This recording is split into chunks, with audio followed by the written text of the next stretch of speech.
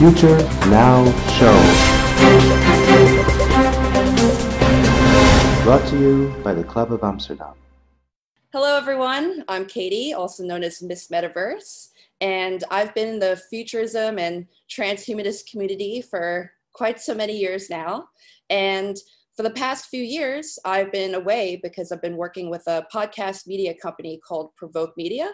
And we've been producing a ton of different podcasts. Most of them are focused on fintech or financial technology. And we started out with just one podcast, which is Breaking Banks. Breaking Banks is the #1 global fintech podcast and radio show. And Breaking Banks has been going on since 2014, or maybe even 2013, back before people really knew what fintech is. But a lot has evolved since then. I joined about 3 years ago, and I started out mostly as doing social media, and that just evolved from there, where I got back into producing, and a lot of my time has been spent with the Provoke family, which has been really great. And so I'm at the point now where I'm about to get back to solely focus on creating my own content again, which is really exciting, and I'm really looking forward to it. My website is futuristmm.com, and that's where I got started as a futurist. And I had taught myself how to use everything and anything: social media, blogging, networking in the communities. And that gave me a lot of experience to create my own brand, to create my own company, create my own image. And that is something that's really important today. And that's what I'm here to talk about. So today we're going to be talking about content marketing and where things are heading in the future, and why it's important for you to think like a content creator. So being a content creator is really important. It doesn't matter if you're in the fintech space. It doesn't matter if you're a futurist speaker. It doesn't matter if you are a journalist. Everyone should be on social media, and you should be posting like crazy. Now, of course, if you're in a situation like mine, there's only so many hours in a day. So if you're doing it for somebody else, you're not going to have enough time to, as Gary Vee says, post 100 unique pieces of content a day, because that's just not possible. But what I find is, people get really overwhelmed when it comes to posting on social. And if you're going to get started, just start out slowly and be consistent. Even start with one post a day and evolve from there. It sounds like a simple concept, but there's a lot of people that they get really afraid, or, they don't want to put themselves out there, or they're worried that, if they put something out, it's going to make their brand look cheesy. But the fact is, you got to start somewhere. And, that's where you got to build from.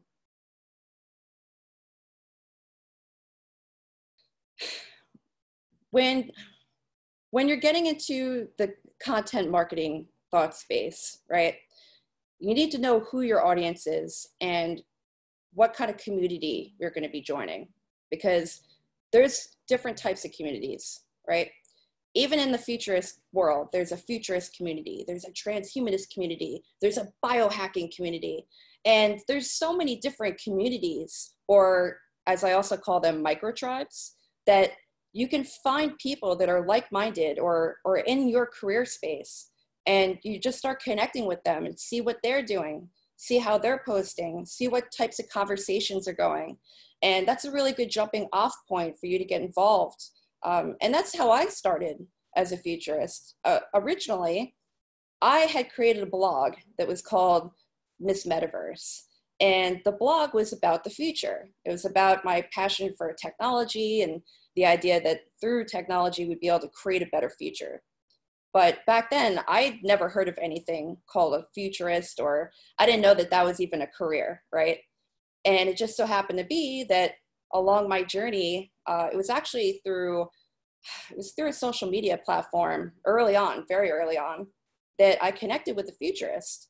And the futurist, who was very, very, very, very kind, and was sort of like a mentor to me. And through that, I was brought into this world where it was like Timothy Leary says, find the others. You kind of just find other like-minded people, and For me, that was my calling. I didn't know there was such thing as a futurist.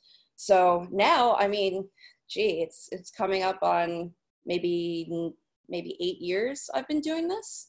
And it just evolved from there, really. It started out as being a website and a blog. And from there, I was getting a lot of attention because I was posting like crazy. Going back to what I was saying before, you have to, if you're starting out or if you're starting over, you need to be online. You need attention. Right now, I mean, it was different when I started, 9 years ago.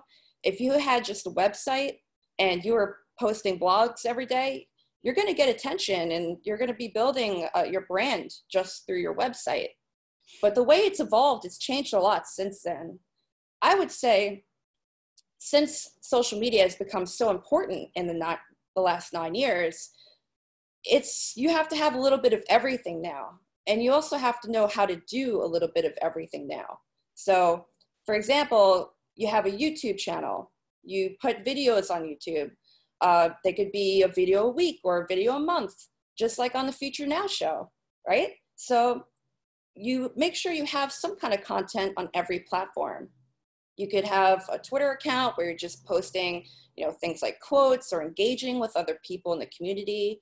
You can have a Facebook page where you share just certain announcements. And also a lot of times for me, I post the same thing on all accounts. And when you have the time and you're doing this solely for yourself, I would recommend that you diversify your content because that really has the most impact. It makes people want to come back to those different platforms more. However, a lot of times you don't have that much content to work with. And if you don't have that much content to work with, or if you're working with a certain kind of company and you need to keep things a little bit more corporate, let's just say, it's just as beneficial if you're posting the same post across all the platforms. So, obviously you're not going to post the same thing on Twitter as you would on Instagram, but there are differences in what type of content you would be posting. So there's a lot of different benefits to using social media. It's huge. Being a content marketer is part of our everyday lives now. And I would say, just put something out there, mix it between your business and yourself, and you'll have success.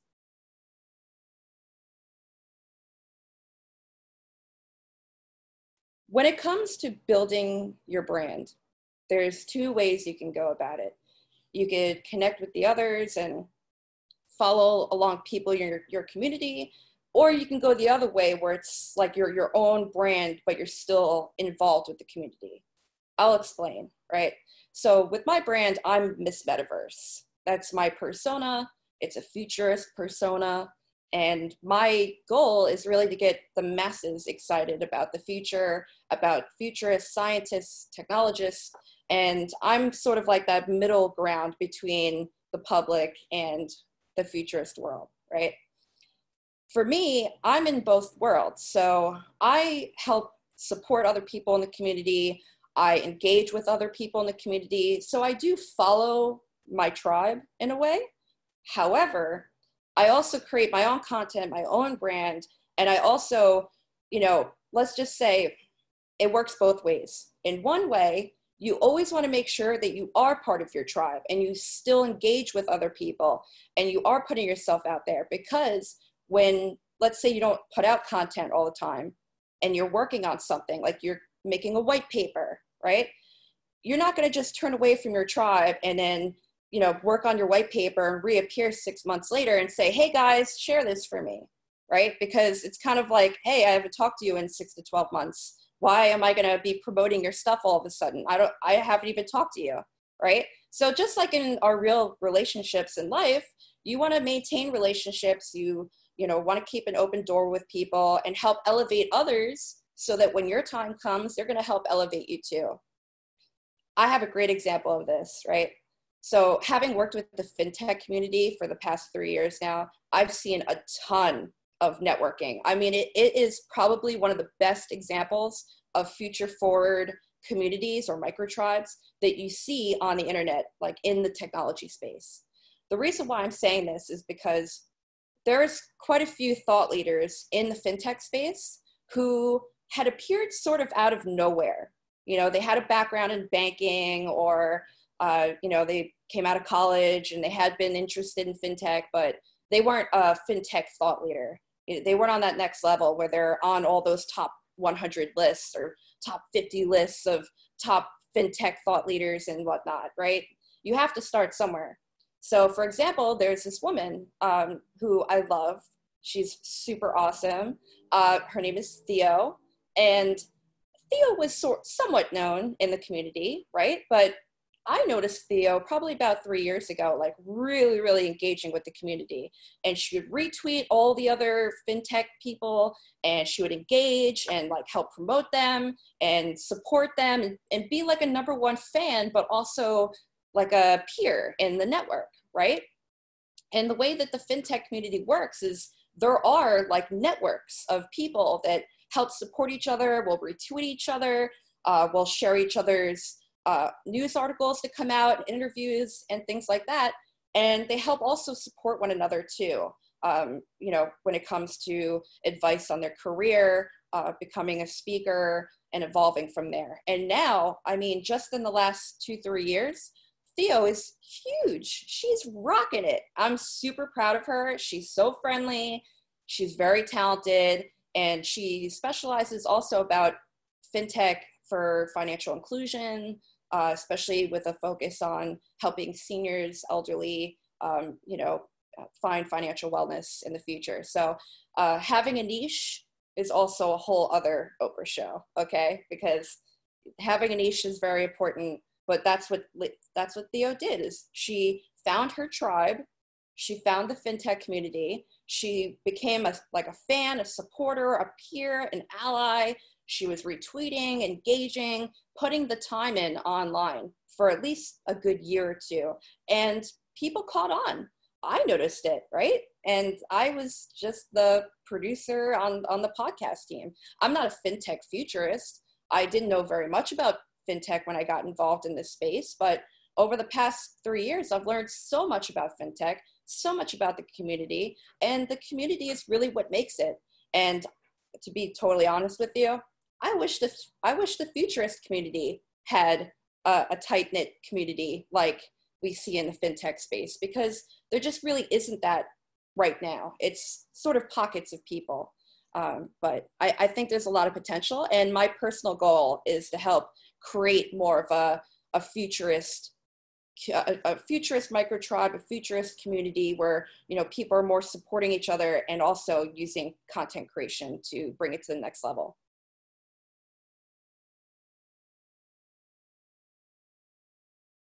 So let's say you made it and you're on the top 10 list, you're you know, featured thought leader, you're rocking and rolling in your career. So what do you do? How do you get to that next level? How do you, you know, stay ahead of things so that you don't end up getting left behind? Because it does happen, right? Just because you find some success, it doesn't mean that you're going to keep that success forever, right? I'll give you another example, right? Let's say Gary Vee. It doesn't matter if you're in the fintech space or if you're a futurist who specializes in music or X, Y, and Z, right? If you make it to that level where you are considered one of the top people, or even up and coming, rising, you have the community, you have, you know, tons of retweets, tons of engagement every time you post, you know, you have that brand, right? Do you keep it just because, let's say you take 3 months off and you disappear, or 6 months off and disappear? Unfortunately, no. You have to sort of start all over again. Now, I relate to this a lot because it's been amazing working with Provoke for the past 3 years. But I've been doing a lot of the tactical side of things. You know, we're building a company, a podcast network. We've launched 4 podcasts in the past 3 months, or even 2 months. It's crazy, but it's awesome. So we got to work our butts off and make things happen, put in the sweat, put in the time, you know, and that's amazing. And it shows, you know, we are super excited, you know, tons of great stuff is happening. So for me, I'm really excited that come the new year, 2020, I'm going to be to the level where I'm going to be managing, and I'll be executive producer in the team. And this is going to allow me to get back to solely focusing on my own brand, besides working with the team, making sure they're doing what I used to be doing, right? But here's the reality. The reality is that I haven't been putting in that time. I haven't been killing it on social. It's been 3 years since I've been doing that. So yeah, I'm going to be starting over again. So if you're about to start over in your career, or if you haven't been using social, you're new to content marketing, you're starting over again, I'm with you, okay? And there's nothing wrong with that, right? We know about technology. Technology today in social media, there's algorithms. And unfortunately, the algorithms really decide whose attention is going to go where, based on engagement, based on what you've been seeing, right? So because of the algorithms and because of the way things are nowadays, it's an attention economy. So you need to be in the game to be a part of that attention economy. How are you going to get back into it? How are you going to get that attention back after you've been disappeared for 3 months, 6 months, 3 years? You're starting all over again. But it's a challenge. Everything evolves. Social media has evolved. We have TikTok now. There's people like Gary Vee are on TikTok now. It's not just some 12-year-olds dancing to some songs right now.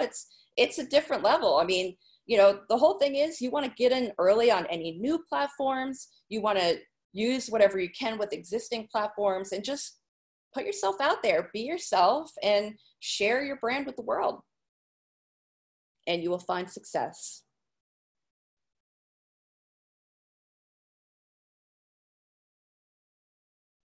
Okay, so now I want to talk about the difference between the way things are going in Asia versus here in the West, right? I have spent, speaking of 3 years, I've spent the last 3 summers in Bangkok, Thailand. Thailand, I had never been there before. I never even dreamed of going there before. It really was interesting to me to go there for the first time because I didn't know anything about Thailand at all. And when I went there, it was my first time going to Asia, period. I'd never been to Japan, I've never been to China, I've never been anywhere in Asia. So this is my first experience in Thailand, in Asia, and the culture, the difference over there. I've learned so much just seeing how, you know, they have the differences in culture and differences in using social media even.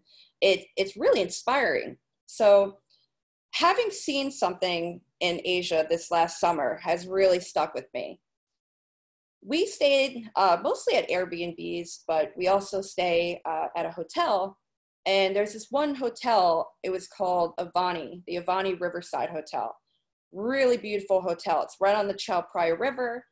It's got this rooftop, you know, level where there's a pool and everyone hangs out. Very, very pretty. But what was really interesting to me was to see all of these girls, all these women that have multiple devices set up right where they're hanging out. So if they're tanning or hanging out on the lounges by the pool, they're not just relaxing and reading a book. It's totally different. They'll be on their smartphones and they have these giant stands that have a beauty mirror on them, and they're live streaming. They're live streaming on multiple devices with their stands, and they're just having a blast. But it's just amazing to see. It's and it's normal there. You don't get weird looks there like you do here. I would say that they're way further ahead of us in terms of usage of technology, social media in that aspect. And that was something that was really inspiring to me. Also, Thailand has so much culture, you know, and when I say culture, I'm not just talking about, you know, the ethnic culture, about, you know, their history, their cultural history. I'm talking about culture as in what New York has lost, you know, the energy, that art, the vibe, you know, the creativity. And there's so many mixing of people there in Thailand. You know, we met a bunch of people from the US, they're artists, and they showed us around to these places, and it just really reminded me of what New York used to be. You know, you'd see people just hanging out and, you know, sharing ideas, sharing art. And that's something that I feel like we've missed here. You know, people nowadays are working so hard, and I see this all the time. People are working so hard. You're lucky if you can get one post a day in, you know, if you're working for somebody else's company. You know, how are you going to do your own social? But, you know, you see this difference over in Asia where, you know, these people, it doesn't matter. Like even when we went to another hotel, which was in Hua Hin, that's along the coastline area. So it's a beach town. And what was really interesting there too is that, once again, walking around the hotels, everyone is taking photos, everyone's live streaming, you know, there's videos, and it's totally normal, and they have fun with it. It's like seeing people shooting short films wherever you go, you know? I mean, you do see that here in New York, here and there, but it's kind of different. People kind of feel ashamed of it here, and I feel like the difference of Asia versus here is that there is no shame. They know that they're in the game. They know that they're a content creator and they're putting themselves out there. And this is, you know, this is opportunity for them. They see the different levels of opportunity that exist within being a content creator.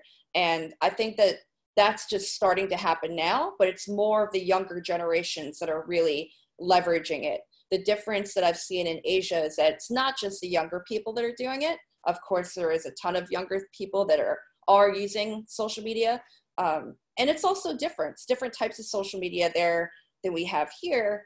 But even still, I mean, they have no shame in their game. Let's just say that. One girl who I totally love, her name is, well, a little bit of a warning, okay? She's a little funky monkey. She wears revealing clothing. She has a revealing brand, let's just say. But I love what she does because she's getting people into emerging technologies, into the future. And her name is Naomi Wu. You've probably heard of her before. She's super well known in the futurist tech community. But Miss Wu, you know, she's very, very out there. She has no shame in her game. It's the only way to describe it. She'll wear whatever she wants. Like, she knows people are looking at her, but she's doing it to bring attention to her maker lifestyle. So she shows people how to do 3D printing. She uses like different CNC tool machines and things like that, teaching people how to, you know, be a maker. So I think it's cool. I mean, I'm inspired by it. And hey, listen, if I look like her, I would freaking do the same thing too. All right. You know, so I think that's a big difference, is that there's people will take, you know, whatever sides of themselves that they want to just blast out into the world, and they don't feel reserved about it as much as it is here. You know, there's more stress here in the West. I feel like people are more self-conscious, and, you know, it needs to change.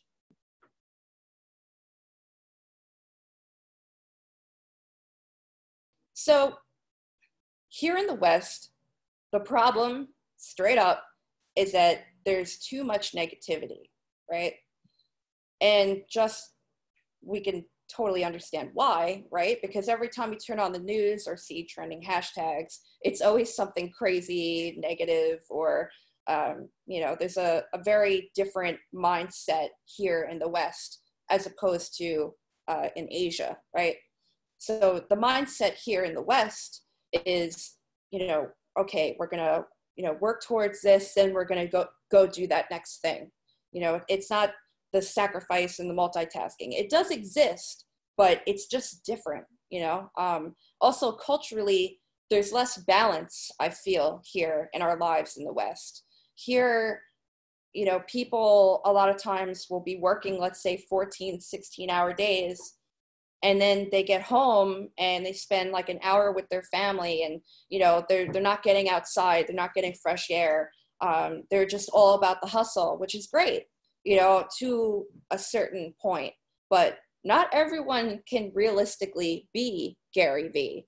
And let me just explain, is that, you know, when Gary Vee is saying that he's making 100 pieces of content a day, that's a great example of the Western mindset is, okay, we're going to make 100 pieces of content a day and you can do this and X, Y, and Z. But the reality of it is you can't make 100 pieces of content a day. It's not Gary who's making the 100 pieces of content a day. It's Gary's team that is making 100 pieces of content a day. And I feel like a lot of times us Westerners, especially millennials and younger, we look up to people and we see what they do as a means of getting to where we want to be. But a lot of times you get half the story. And the truth is that you need a team behind you to get to that level. And everyone's got to start somewhere, you know? I really do like Gary because he is very practical, and the way a lot of times he could be practical in the way that he suggests people to take action and stop listening to YouTube videos, right? It's stop talking, make it happen, just do it, right? But I feel like that a lot of that is easier said than done. And the result of this, and the result of this entire mentality, the Western mindset, is that we're in the middle of a giant crisis right now. There's a massive, massive crisis in the West that does not exist in the East. And that crisis is creator burnout, right? So I'll explain what creator burnout is. If you've never heard of it, you could probably guess, but creator burnout, it could just be burnout. Doesn't matter what you're doing. If you're not a content creator, it's just burnout, right? But the fact is that we're burnt out. We're trying to do everything. We're trying to chase our dreams and our goals, and we're trying to, you know, raise kids at home and, you know, also go out and network and make 100 pieces of content a day and, you know, just be killing it, right? But the reality of it is that you need balance. You need to have some time off. And in the West, it's like the way things are now, you're expected to be on 24/7. You're expected to be on 24/7. You're expected to be available 24/7. And, you know, sometimes things don't work out. And let's say you have to reschedule something, or, you know, you're just too overwhelmed with things and you can't keep up. If you can't, you get burned. And that's the problem, is that, you know, you're forced to stay with it. You're forced to be fighting every single day. And I know that even with myself, you know, in my past, having been a content creator, you know, it's easy to get to this point where you're just burnt out. And when it happens, it's a scary thing, because it's not just you crawling into bed and needing a couple days to just zone out. It's complete shutdown. It's creative paralysis, where it's like you don't even know what you're posting anymore. You don't know what you're writing, what you're doing anymore. It's like you feel like you've lost it. You've lost the edge. And you don't really hear so much about that in Asia as much as, at least I have not. I feel like when I see people in the West versus, you know, in a place like Thailand, for example, you know, this is something I even talked to with our friends in Thailand, is how different it is. How different it is that people there are more at peace. There's a different energy to, you know, cities like Bangkok, where, you know, there's just a different vibe all around, and it's okay. It's okay. You know, life things are accepted there.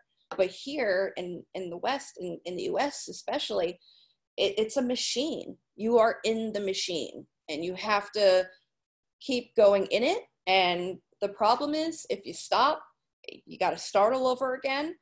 And it's a lot, you know? So I think that needs to change. And there are people that advocate for, you know, balance and digital wellness. But digital wellness in the West, in America, that's a luxury now, right?